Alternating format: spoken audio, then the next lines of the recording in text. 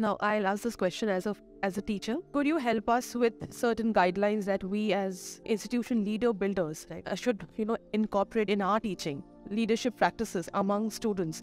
The idea of helping them understand that compassion is just not a fancy word to speak in interviews, but a must, instead of just using words like I'm competent, rather than saying I'm compassionate as part of their vocabulary. How do we use our tool that we have as teaching to incorporate that in our students, sir?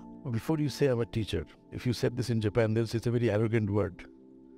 How can you claim you are a teacher? You can be certified as one, but you can't claim. That's the first thing. Humility is the beginning of it. Now, what are you beginning with as a teacher?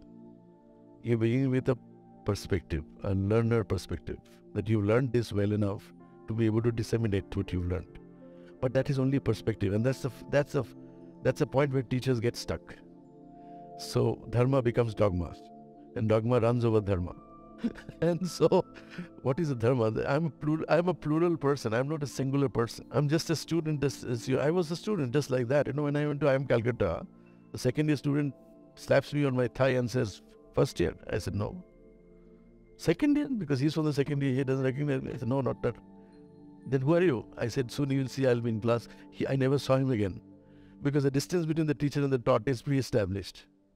So you have to understand that I have to reclaim my own plurality. I am everything that I shoved away somewhere. I'm all of that. So when I'm in touch with my own plurality, my own multiplicity, not duplicity, multiplicity, I'm multiple things. I'm not just a teacher sitting there with yarn and all of that. I'm a learner. I'm a teacher.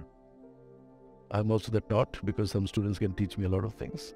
However, the aspect is when you start teaching, you're teaching a subject because you're a specialist in a subject.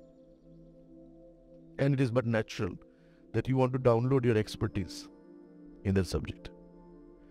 And so you're teaching a subject. And then you realize that the subject is being assimilated differently by different people. So then you realize you're teaching subjects, not subject. You thought you had one class, but you have actually 9 classes, 10 classes going on here, because each one of you is receiving my class differently. Each one is a class unto himself or herself. So this is a subject to subjects, and then again you realize after a few years that it's neither the subject nor the subjects. It is a space in between. That is the very nature of the dynamic space between the teacher and the taught that is changing. A great guy like Nasruddin Shah on stage knows it, that he has to improvise based on who the audience is, and the space is very important. The space is the space of innovation in teaching and learning. That space needs to be invented, reinvented, understood again and again and again. Because section C may not be same as section D. Section A may be completely a bunch of rebels. We've all discovered this as teachers. So the chemistry of the class varies. So you have to have physics, which means structure. Then you have to have chemistry, which is relationship. Then you have biology, which is a program. And then you have neurology, which is a neural structure. And so fundamentally what you're doing is evolving from teaching a subject to teaching students to teaching and learning as a dynamic process that's happening in between. So it's happening in your head, it is happening in the head of somebody else, and also happening in between.